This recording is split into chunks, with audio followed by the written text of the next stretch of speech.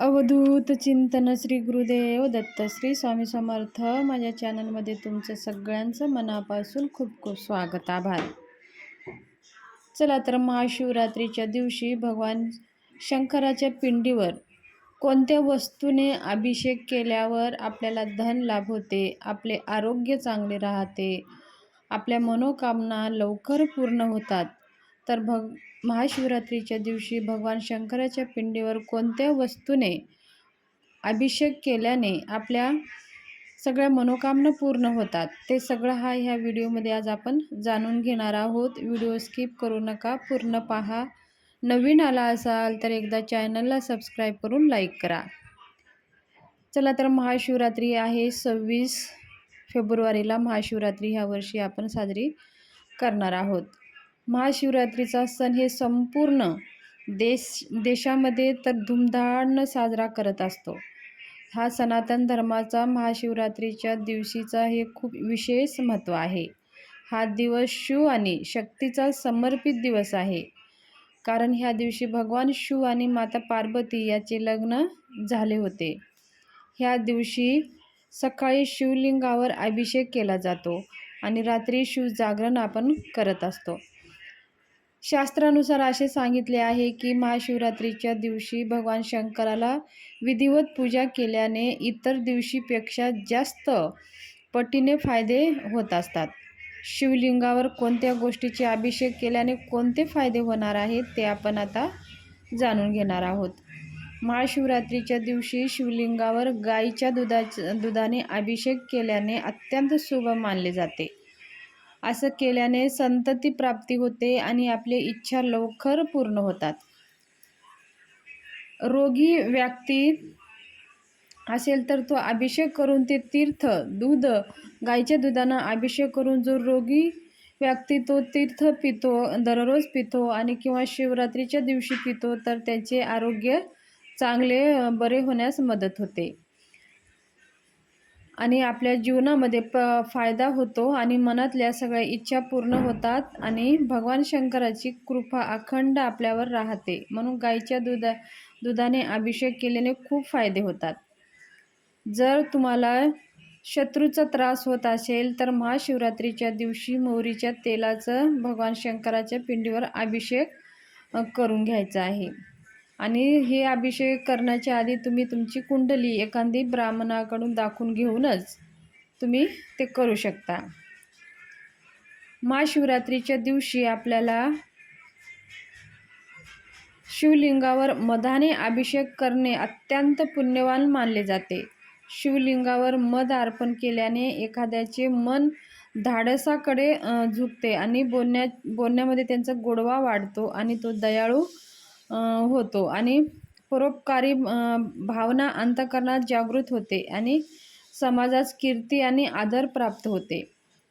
भगवान शंकराच्या पिंडीवर दहीने अभिषेक केल्याने आयुष्यात परिपक्वता येते, संयम येते, तसेच भगवान शिव त्यांच्या आशीर्वाद मिळतो आणि असे मानले जाते की दररोज शिवलिंगावर दह्याचा अभिषेक केल्याने आपल्या जीवनात येणारे अडथळे दूर होतात आणि त्याचबरोबर आपले शुभ कार्य पण घडतात.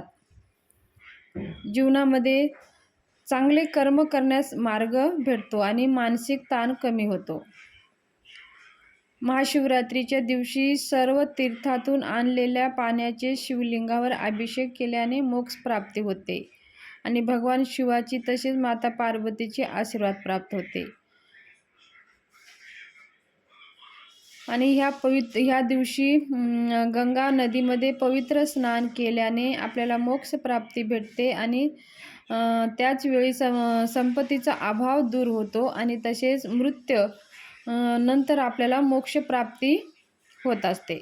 महाशिवरात्रीच्या दिवशी पंचामृताने शिवलिंगावर अभिषेक केल्याने आपल्या सगळ्या इच्छा पूर्ण होतात आणि आपलं आरोग्य चांगलं राहतं आणि आपल्या सगळ्या मनोकामना पूर्ण होतात.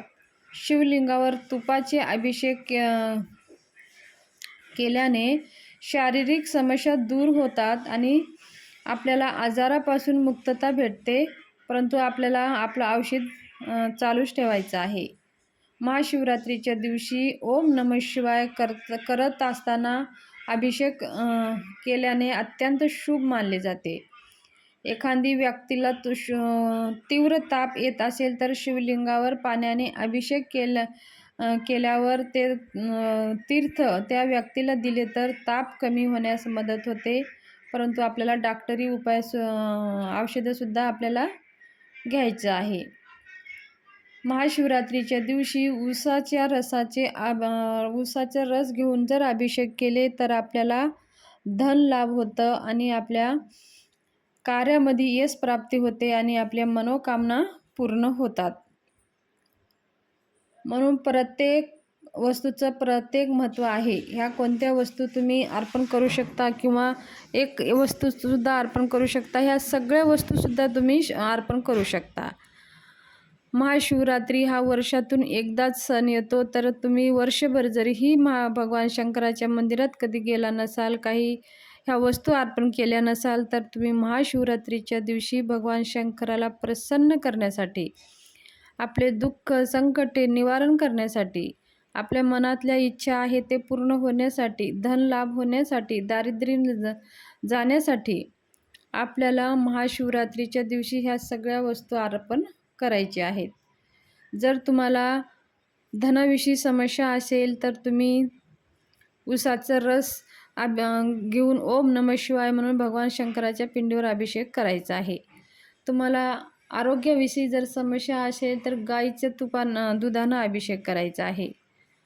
तुम्हाला जर यश कीर्ती प्राप्त करायची असेल तर तुम्ही मधानं आपल्याला भगवान शंकराच्या पिंडीवर अभिषेक करायचा आहे. सगळ्या अलग अलग विषयी अलग अलग माहिती तुम्हाला सांगितलेली आहे. ज्यात समस्या आहेत त्या समस्या धरून तुम्ही तुमच्या अभिषेक तुम्ही करू शकता.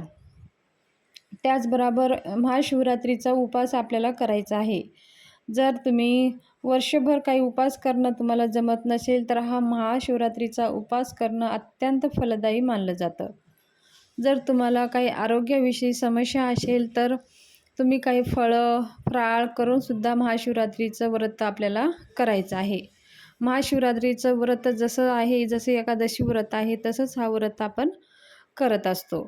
तर महाशिवरात्रीचा व्रत तर आवर्जून करावा आणि आपण भगवान शंकराच्या मंदिरात जाऊन भगवान शंकराचं दर्शन आवर्जून घ्यावा.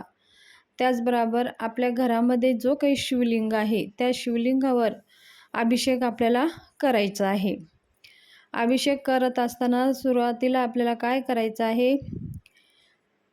एका तामणामध्ये शिवलिंग ठेवायचं आहे. ज्या ज्या वस्तू मी सांगितलेल्या आहेत त्या वस्तू सगळ्या अगोदर अर्पण करून घ्यायचे आहे.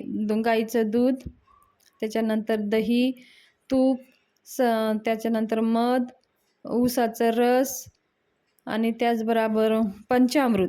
ह्याच्यापैकी एखादी वस्तू जर नसेल तरीही पण चालेल. ज्या वस्तू तुम्हाला जवळाजवळ करता येईल त्या सगळ्या जवळ घ्यायचं आहे आणि भगवान शंकराची पिंड तामणामध्ये घ्यायचं आहे. एक दिवा लावायचा आहे, धूप लावायचा आहे. कोणतीही सेवा करत असताना, पूजा करत असताना दिवा आणि धूप लावूनच आपल्याला सुरुवात करायची असते. आपण भगवान शंकराची पिंड तामणात घ्यायची आहे आणि ह्या सगळ्या वस्तू आपल्याला अर्पण करून घ्यायचा आहे.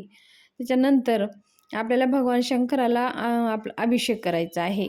मग ते पिंड काढून ते जे काही साहित्य अर्पण केलेलं आहे ते एका साईडला ठेवून ते पिंडीवर आपल्याला शुद्ध पाण्याने अभिषेक करायचा आहे. अभिषेक करताना आपल्याला शिवमहिम स्तोत्र, रुद्र, मराठीतून पण आहे रुद्र आणि संस्कृतमध्ये आहे, जे तुम्हाला वाचायला जमेल तो रुद्र वाचायचा आहे. त्याचबरोबर कालभैरव स्तोत्र आणि श्रीसूक्त, त्याचबरोबर महामृत्युंजय मंत्र आणि गायत्री मंत्र 11-11 वेळेस म्हणून भगवान शंकराच्या पिंडीवर अभिषेक करायचा आहे.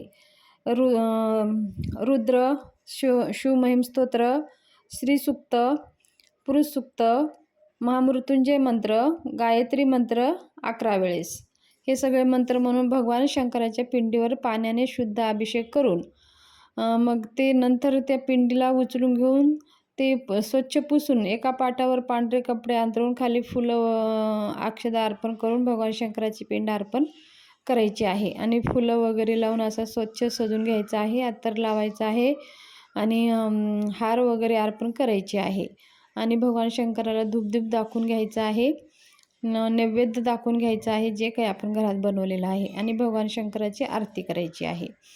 त्याचबरोबर जे काही आपण अभिषेक केलेला आहे ते तीर्थ थोडं थोडं घरात शिंपडून ते तीर्थ सगळ्यांनी पिऊन म्हणजे तीर्थ म्हणून ते घ्यायचं आहे. आजारी व्यक्ती असेल तर त्या आजारी माणसाला ते तीर्थ देऊन द्यायचं आहे आणि दररोज हे मंत्र म्हणून जर अभिषेक करून त्या आजारी व्यक्तीने जर ते तीर्थ घेतले तर त्यांचे आजारसुद्धा बरे होण्यास मदत होते.